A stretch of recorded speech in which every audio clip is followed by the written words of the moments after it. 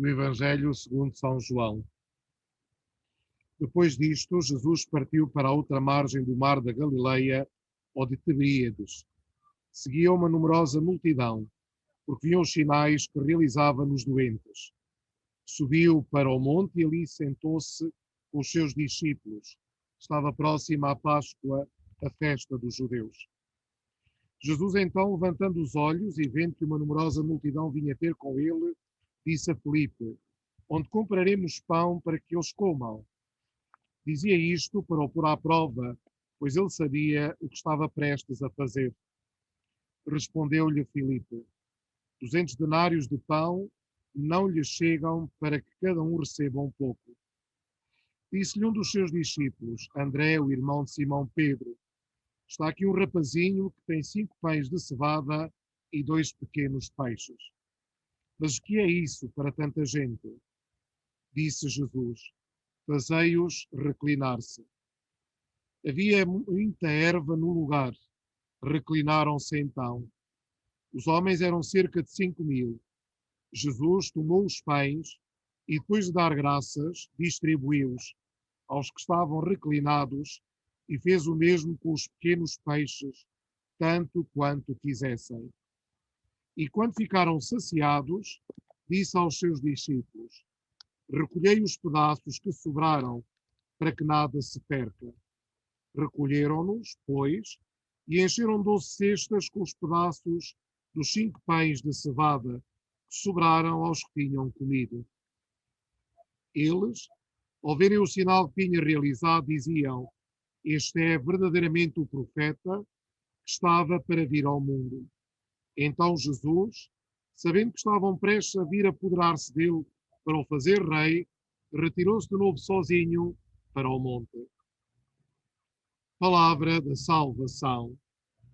Queridos irmãos e irmãs, neste 17º domingo do tempo comum, vamos iniciar a leitura deste discurso do pão da vida. Entramos já no Evangelho segundo São João e intervalamos agora aqui com o Evangelho segundo São Marcos. 3 momentos deste Evangelho que quero assinalar convosco. Jesus e os seus discípulos regressam novamente à Galileia. E aí Jesus depara-se com uma multidão que continua a segui-lo. Uma multidão que o segue porque viu os sinais, os milagres que Jesus realizou e certamente também por isso o procurará, para que ele possa realizar esses mesmos sinais, esses mesmos milagres junto deles. Mas nós olhamos e vemos que o coração de Jesus revela uma preocupação pelas necessidades daquela multidão. Agora, diz ele aos seus discípulos, a Filipe de modo particular, onde compraremos pão para que eles comam. Jesus sabe o que vai fazer, mas coloca agora aqui os seus discípulos à prova e faz-lhes uma pergunta concreta. Na vossa missão apostólica, na vossa missão encontrarão os homens com este tipo de necessidades. O que é que farão? Como responderão? Como irão dar uma solução ou como irão dar uma resposta a este problema? Filipe e André dão uma resposta meramente humana. Uma resposta segundo a nossa lógica. Uma resposta que nós daríamos também. Não é possível responder a esta necessidade. Primeiro, porque está a anoitecer e não há aqui junto onde possam socorrer-se para se alimentar. Em segundo lugar, os denários, o dinheiro que trazem consigo, não é suficiente para alimentar toda esta gente. Esta é a resposta dos discípulos.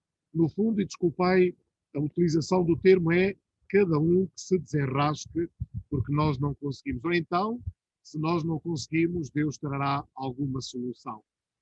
A resposta que Jesus dá é uma resposta diferente. E a resposta que Jesus dá aos seus discípulos e nos dá a todos nós está exatamente nestas formas que Jesus vai apresentar.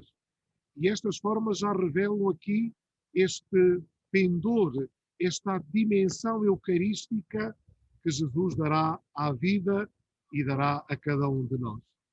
Reparem que a primeira resposta de Jesus é exatamente esta: confiar nele, confiar naquele que enviou os seus discípulos e confiar mesmo que os meios sejam os mais simples, que sejam aqueles que aparentemente nada podem fazer, confiar no Senhor, porque nós colocaremos os meios que temos e o Senhor colocará aquilo que falta. E é exatamente isso que o Senhor coloca. E aparece aqui a figura deste rapazinho que ninguém se lembrou senão João colocar no seu Evangelho. E qual é a atitude deste rapazinho? É que ele dispõe dos seus pães e dos seus peixes para Jesus alimentar esta gente. E dá-se este milagre da multiplicação. Jesus, de facto, faz com que todos possam partilhar deste pão que não tem fim. Este rapazinho é exatamente o modelo do discípulo. Agimos como crianças. Colocamos diante do Senhor como pobres e dispomos a arriscar tudo o que temos para que o Senhor faça crescer. E Jesus faz crescer e alimenta o pão e distribui-os por toda aquela gente. Um pão que não terá fim. Um pão que é o pão da vida eterna. No fundo, Jesus revela-se aqui como um pastor, como este pão que se dá a comer, como este pão que se parte e que se reparte, para que o homem não tenha necessidade. Este é o pão que nos faz falta, este é o pão que vem para saciar. É óbvio que deste pão da Eucaristia nascerá depois a partilha, o gesto de saciar com outro pão, a outra fome que o homem tantas vezes sente também. Sem este arriscar tudo em Jesus, não seremos capazes de arriscar tudo pelos irmãos também. E aquilo que o Senhor lembra é exatamente, e que lembram os santos da Igreja, é que os apóstolos agora estão cheios nos seus cestos, no seu coração, para partilhar este pão que não tem fim, para fazer presente este milagre que agora mesmo iniciou, este milagre que se perpetua, este milagre que continua, o milagre do pão do céu que alimenta e que nos alimenta para a vida eterna. Por isso Jesus não quer ser visto como um Messias humano, terreno, um Messias político, que vem para resolver as soluções, que vem para resolver os problemas, trazer soluções ao homem. Não.